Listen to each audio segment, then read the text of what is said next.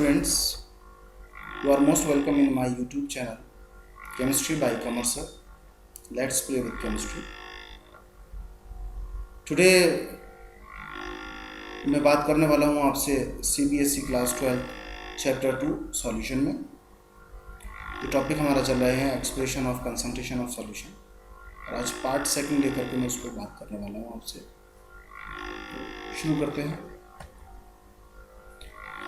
In previous video मैंने आपसे discuss किया था some important terms to express the concentration of a solution. किसी भी सॉल्यूशन की कंसंट्रेशन को एक्सप्रेस करने के लिए कुछ important terms according to NCERT के सिलेबस में जो हमें दे रखे हैं उनके हिसाब से हम बात करें। फर्स्ट ऑफ ऑल हमने डिस्कस किया था आपसे मास परसेंटेज, रिप्रेजेंट करते हैं डब्ल्यू अपॉन डब्ल्यू से। सेकेंड नंबर हमने बात किया था आपसे volume percentage, V upon V से रिप्रेजेंट करते हैं। थर्ड बात किया था mass by volume percentage, W upon V से रिप्रेजेंट किया था। फोर्थ हमने बात किया था पार्ट्स पर मिलियन, पीपीएम। ये 4 टर्म्स हम आपसे प्रीवियस वीडियो में डिस्कस कर चुके हैं, बता चुके हैं, हम समझा चुके हैं। टुडे हम आज समझाने वाले हैं आपको molarity, molality and mole fraction. In 3 terms को आज हम आपको पढ़ाने वाले हैं। शुरू करते हैं, स्टार्ट करते हैं। टर्म नंबर 5 है हमारे पास मोलैरिटी, कैपिटल एम से रिप्रेजेंट किया जाएगा। डिफिनेशन रहेगी the number of moles of the solute dissolved in 1 litre solution is known as molarity. किसी भी सॉल्यूशन के 1 लीटर सॉल्यूशन ले लिया, वॉल्यूम ले लिया उसका, और उसमें जितने भी number of moles of solute होंगे उनको हम क्या बोलते हैं, मोलैरिटी बोलते हैं। किसी भी सॉल्यूशन के 1 लीटर में present number of moles of solute को हम क्या बोलते हैं, मोलैरिटी बोलते हैं सॉल्यूशन। कैपिटल एम से रिप्रेजेंट करते हैं। फॉर्मूला रहता है हमारे पास molarity is equal to number of moles of solute upon volume of the solution in litre. In short देखेंगे मोलैरिटी को रिप्रेजेंट कर रहे हैं कैपिटल एम से, तो capital M is equal to N upon V. और हमारे पास नंबर ऑफ मोल्स का जो टर्म है, इसका मतलब हम जानते हैं कि मास ऑफ सॉल्यूट को अगर हम मास ऑफ सॉल्यूट से डिवाइड कर देते हैं तो हमें वैल्यू मिलती है number of moles of solute. Formula हो जाता है small M is equal to W upon M. अब फर्दर इसका यूज इस वाले फॉर्मूला में करते हैं तो हमें मिल जाएगा कैपिटल एम यानी molarity is equal to W upon M upon V. Express करने में मिलेगा M is equal to W upon M into V, and then small W is equal to M into V. एक चीज़ नया formula बन गया कि मास ऑफ द सॉल्यूट को पता करने के लिए हमको कि molar mass multiplied with molarity multiplied with volume of the solution in litre रहेगा। तो यहाँ पर मोलैरिटी का एक यूनिट की बात करते हैं हम, तो यूनिट रहता है इसका मोल पर लीटर। तो मोलैरिटी का सीधा सीधा मतलब है कि मोलैरिटी को कंफर्म करने के लिए हमको क्या पता होना चाहिए, किसी भी सॉल्यूट का कितना ग्राम सॉल्यूशन में मौजूद हैं, डिसॉल्व किए गए हैं, वो सॉल्यूट जो है उसका मोल मास कितना है और सॉल्यूशन का वॉल्यूम कितना है। ये अगर हमको पता है तो हम मोलैरिटी के बारे में पता कर सकते हैं। थोड़ा और देखते हैं इसके बारे में। यहाँ जो हमने सिंबल्स यूज़ किए हैं, कैपिटल एम यूज़ किया मोलैरिटी के लिए, स्मॉल एम यूज़ किया number of moles of solute के लिए, कैपिटल वी यूज़ किया हमने वॉल्यूम ऑफ द सॉल्यूशन के लिए, डब्ल्यू यूज़ किया हमने मास ऑफ द सॉल्यूट के लिए, और डब्ल्यू यहाँ पर ध्यान रखिएगा स्मॉल डब्ल्यू यूज़ किया, एम यूज़ किया हमने molar mass of the solute. For example अगर हम बात कर लेते हैं तो ये रहता है हमारे पास 0.22 मोल पर litre solution of NaOH means that 0.22 mole of NaOH has been dissolved in 1 liter solution. Suppose कीजिए एक हमारे पास कंटेनर है और उस पर लेबल हो रखा है 0.22 मोल पर litre solution of NaOH।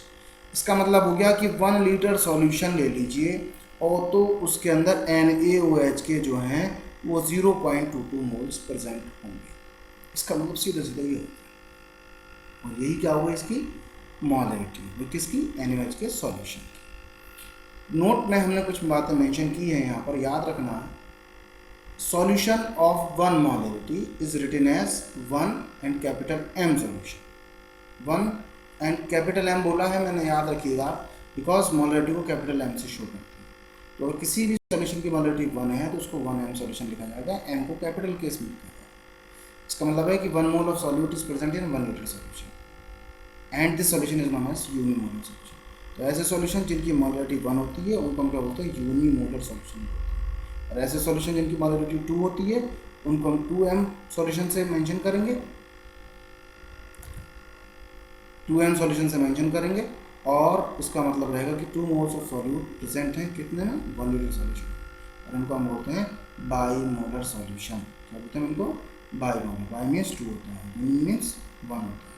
Molar से मतलब समझिए। एक चीज़ यहाँ याद रखने की कि molarity is affected by temperature because volume depends on temperature. याद रखिए मोलरिटी टेम्परेचर बढ़ने के साथ साथ चेंज हो जाती है, टेम्परेचर कम करने के साथ साथ चेंज होती है। Change in temperature means change in molarity, because इसमें यूज हुआ था term volume of the solution. तो वॉल्यूम जो डिपेंड करता है वो टेम्परेचर पर डिपेंड करता है। अब बात करते हैं टर्म नंबर 6 मोलरिटी। और मोलरिटी को रिप्रेजेंट करेंगे हम स्मॉल m से। डेफिनेशन रहेगी the number of moles of the solute in 1 kilogram solvent is known as molality. यानी किसी भी सॉल्यूशन के अंदर सॉल्यूट और सॉल्वेंट दो चीज़ें रहती हैं। तो सॉल्वेंट को अगर हम वहाँ किलोग्राम में लिया जाए तो उसमें मौजूद number of moles of solute को बात करते हैं तो वो कहलाता है हमारे पास में मोलरिटी। मोलरिटी इसको रिप्रेजेंट करेंगे स्मॉल m से। फॉर्मूला रहता है number of moles of solute small n upon mass of the solvent in kg means capital W। तो फॉर्मूला हो जाएगा small m is equal to n upon W। अब number of moles की बात हमको पता है, वी नो दैट कि mass of the solute in grams upon molar mass of the solute से अगर हम बात करते हैं तो वो कहलाता है हमारे पास स्मॉल n यानी number of moles of solute.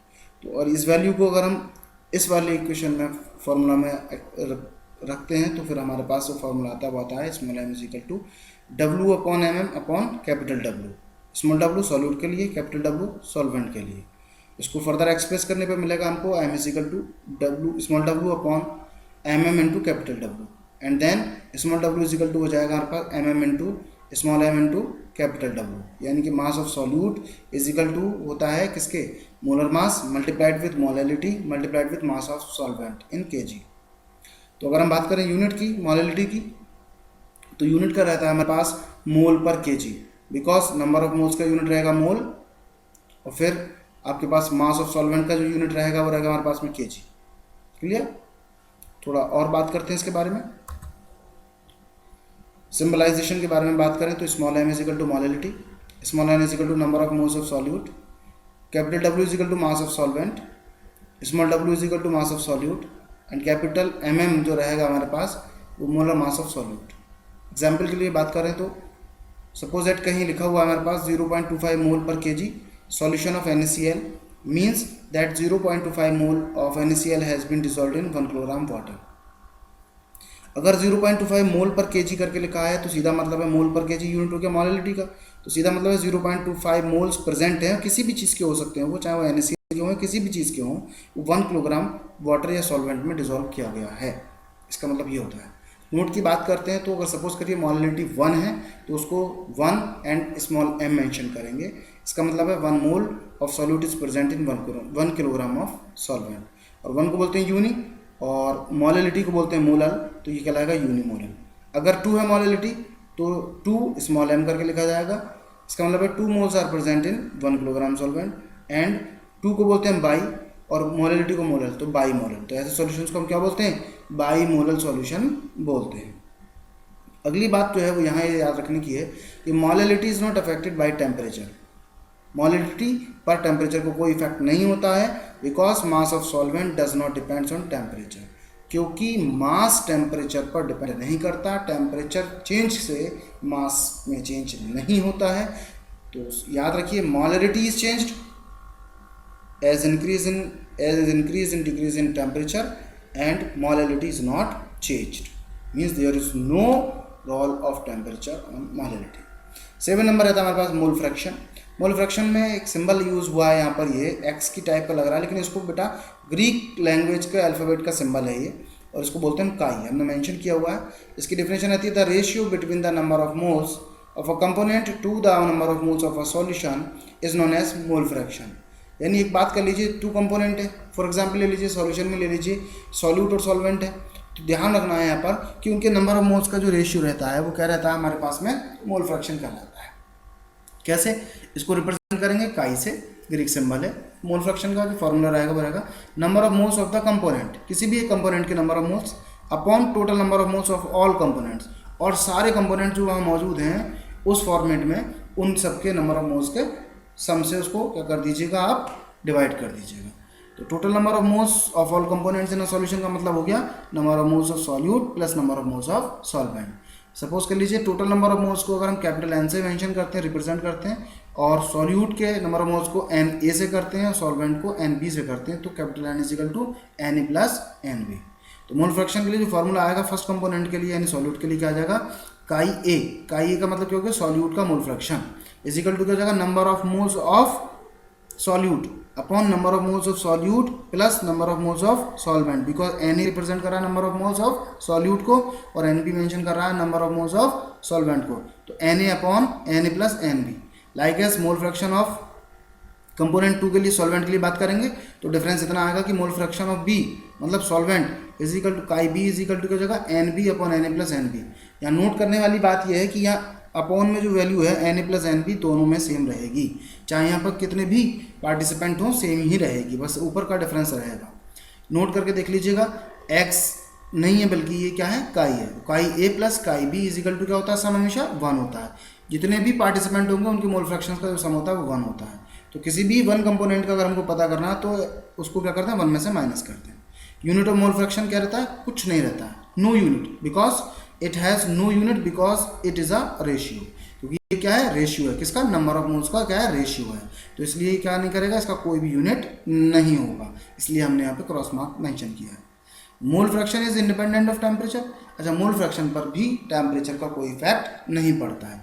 तो आपको याद रखना है कि मोलैरिटी पर टेम्परेचर का इफेक्ट पड़ता है, मोलैरिटी पर भी नहीं पड़ता है एंड मोल फ्रैक्शन पर भी नहीं पड़ता है। मोलैरिटी पर क्यों पड़ता है, क्योंकि सॉल्वेंट जो लिया था हमने, वहाँ सॉल्यूशन को लिया था, वो सॉल्यूशन के टर्म में लिया था, और मोलैरिटी में हमने सॉल्वेंट लिया था और वो मास के टर्म में लिया था। तो मास पर कोई इफेक्ट नहीं होता टेम्परेचर का, और वॉल्यूम पर टेम्परेचर का इफेक्ट होता है। So mole fraction is independent of temperature and molality is also independent of temperature, but molarity is not independent of temperature. Now if you have not subscribed our channel till now, please subscribe and press bell icon for the update of next video. Thank you very much.